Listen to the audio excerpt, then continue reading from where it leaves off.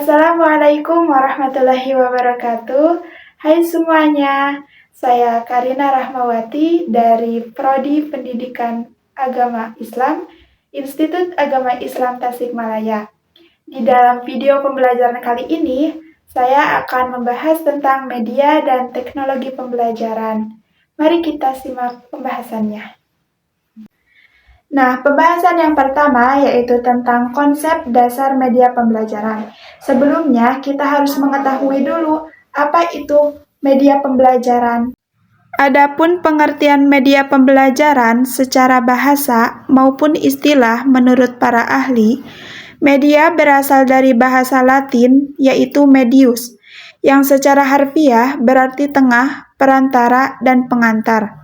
Oleh karena itu, media dapat diartikan sebagai pengantar atau menyampaikan pesan dari pengirim ke penerima pesan. Ini menurut Sadiman 1993.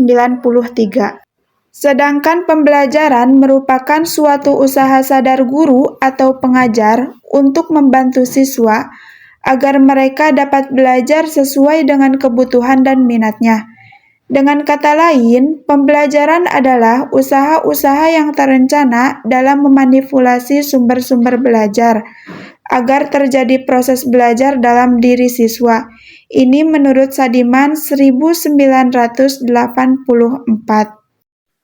Jadi, di dalam suatu proses pembelajaran itu, siswa adalah sebagai orang yang belajar dan guru adalah sebagai orang yang mengajar. Sebenarnya, mengajar itu dapat diartikan sebagai proses membantu seseorang atau sekelompok orang untuk melakukan kegiatan belajar, sehingga kegiatan belajar mengajarnya itu dapat berlangsung dengan efektif. Dan dari pengertian media pembelajaran yang telah tadi dijelaskan, dapat kita tarik kesimpulan bahwa media pembelajaran itu adalah sesuatu yang dapat membantu guru dalam menyampaikan pesan melalui perantara atau melalui saluran yang dapat menarik merangsang pikiran siswa sehingga pembelajaran pun akan berjalan dengan efektif dan tujuan pembelajaran pun akan tercapai dengan baik. Setelah kita mengetahui apa itu media pembelajaran, pasti kita pun akan mengetahui apa itu media pembelajaran. Karena di dalam pengertiannya pun tadi sudah dijelaskan bahwa media pembelajaran itu bertujuan untuk yang pertama, membantu guru dalam menyampaikan pesan ataupun materi pembelajaran. Dan yang kedua, proses pembelajaran pun akan menjadi lebih menarik perhatian peserta didik. Dan yang ketiga, materi yang disampaikan oleh guru akan lebih mudah untuk dipahami oleh peserta didik. Dan yang keempat, yaitu metode pembelajaran akan menjadi lebih bervariasi dan lebih menarik. Sekarang kita lanjut ke pembahasan yang kedua, yaitu tentang klasifikasi dan jenis media pembelajaran. Menurut Ramli pada tahun 2012, klasifikasi dan jenis media pembelajaran itu terbagi menjadi 5 macam. Yaitu yang pertama, media tanpa proyeksi 2 dimensi, yang kedua, media tanpa proyeksi 3 dimensi, yang ketiga, media audio, yang keempat, media dengan proyeksi, dan yang kelima, televisi dan video tape recorder. Nah, sekarang kita bahas satu persatu. Yang pertama, media tanpa proyeksi 2 dimensi. Nah, media ini itu yang mempunyai ukuran panjang dan lebar. Misalnya seperti gambar, bagan, grafik, dan lain sebagainya.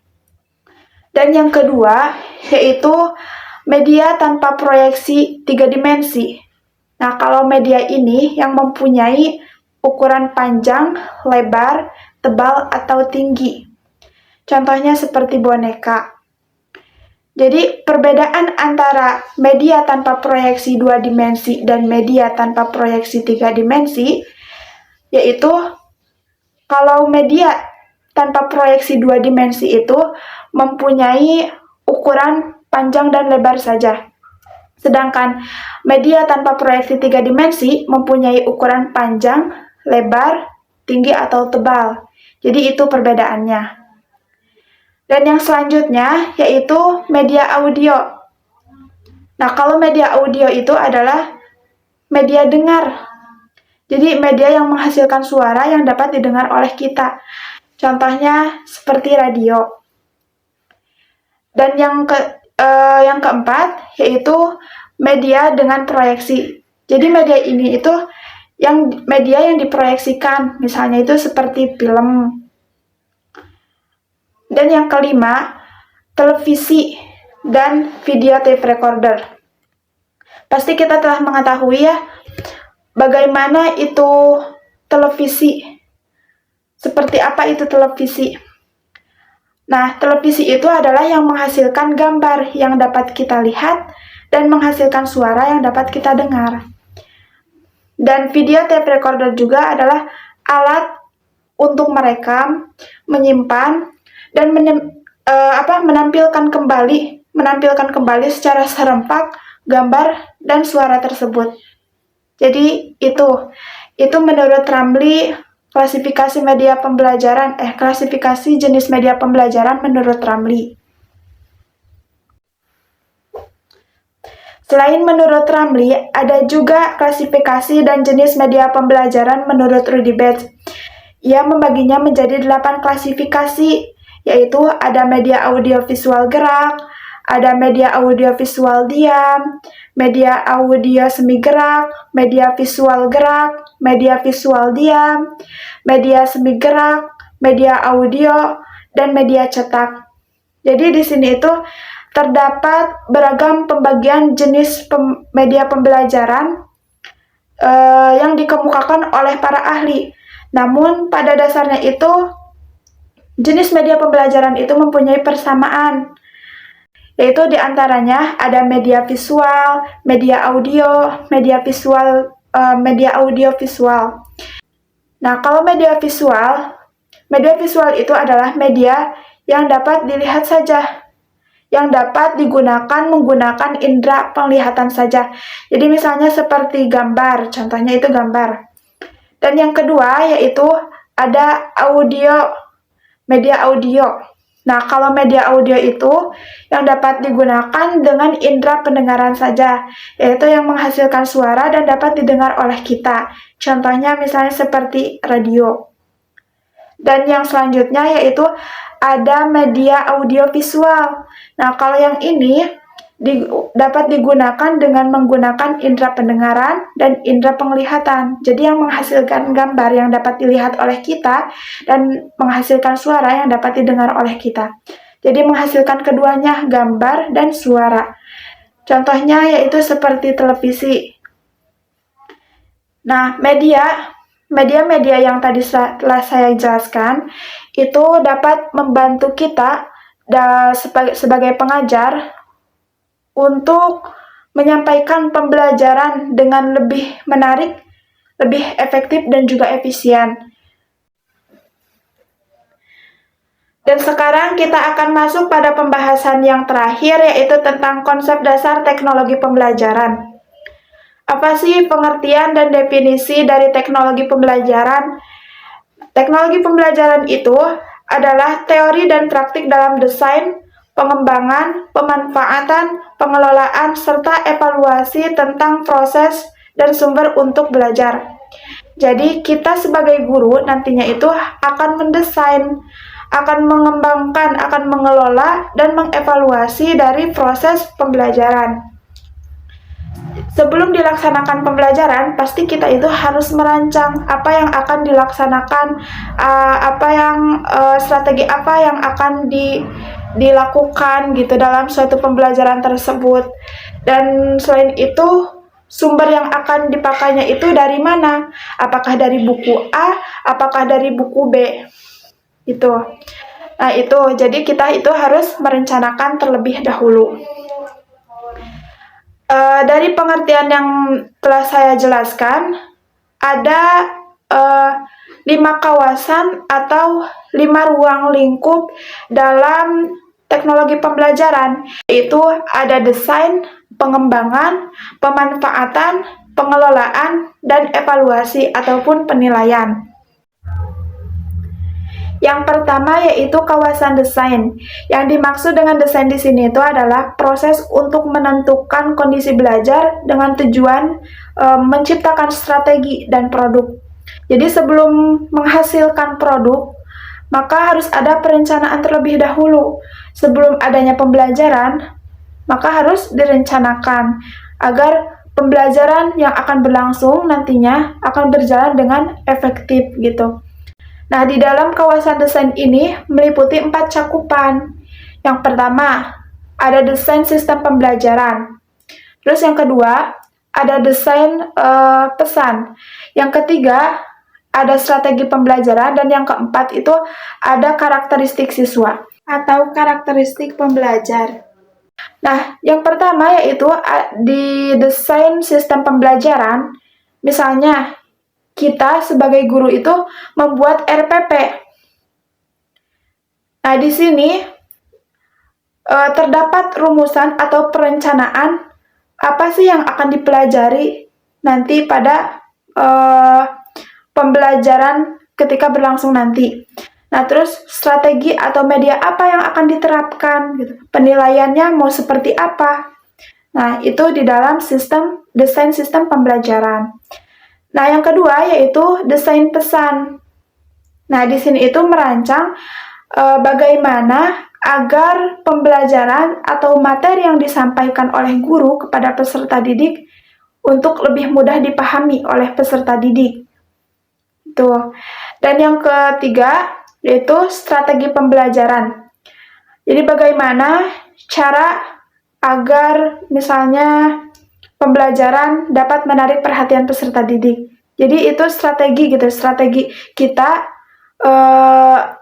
dalam pembelajaran gitu.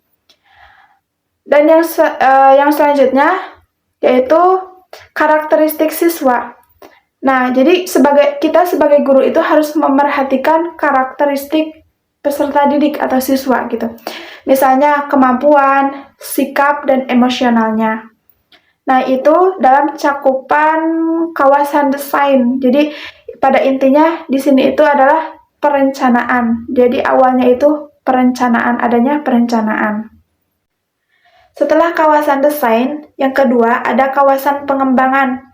Nah, di dalam kawasan pengembangan ini ada keterkaitan yang kompleks antara teknologi dengan teori yang mendorong pada desain pesan dan strategi pembelajaran. Jadi di sini itu menghasilkan produk, baik itu dalam menggunakan teknologi audiovisual, teknologi cetak, teknologi berbasis komputer, ataupun teknologi terpadu. Contoh misalnya kita itu membuat RPP, lalu setelah dirancang, kita membuatnya dengan menggunakan media komputer dengan cara diketik. Setelah selesai, maka RPP tersebut itu dicetak menjadikan sebuah teks yang bertuliskan di atas kertas. Nah, itu adalah produk yang dihasilkannya.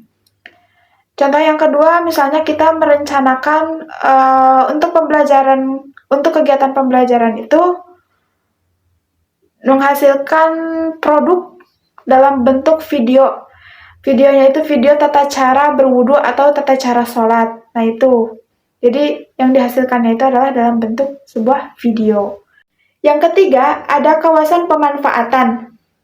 Yang di dalamnya itu meliputi pemanfaatan media, difusi inovasi, implementasi dan institusionalisasi, serta kebijakan dan regulasi. Nah, kebijakan dan regulasi di sini adalah aturan dan tindakan yang mempengaruhi difusi dan pemanfaatan teknologi. Contohnya, hukum hak cipta yang dikenakan pada pengguna teknologi, baik itu pengguna teknologi cetak, audiovisual, berbasis komputer, maupun teknologi terpadu. Itu yang ketiga ya, kawasan pemanfaatan. Selanjutnya yang keempat, ada kawasan pengelolaan. Nah, kawasan pengelolaan ini meliputi pengendalian terhadap teknologi pembelajaran, yaitu dengan cara perencanaan, pengorganisasian, pengkoordinasian, serta penilaian dan supervisi. Nah, di dalam kawasan pengelolaan ini terdapat pengelolaan proyek, pengelolaan sumber, pengelolaan sistem penyampaian, dan pengelolaan informasi. Nah, itu adalah dalam kawasan pengelolaan. Dan yang selanjutnya yaitu yang kelima, ada kawasan penilaian. Jadi, penilaian di sini itu adalah yang menentukan layak tidaknya, memadai tidaknya pembelajaran yang telah dilakukan. Nah, di dalam kawasan penilaian ini ada penilaian proyek, penilaian program, dan penilaian produk. Mungkin cukup sekian presentasi dari saya tentang media dan teknologi pembelajaran. Mohon maaf apabila ada kesalahan, karena kesalahan hanya ada pada diri saya dan kesempurnaan hanya milik Allah Subhanahu wa Ta'ala. Terima kasih. Wassalamualaikum warahmatullahi wabarakatuh.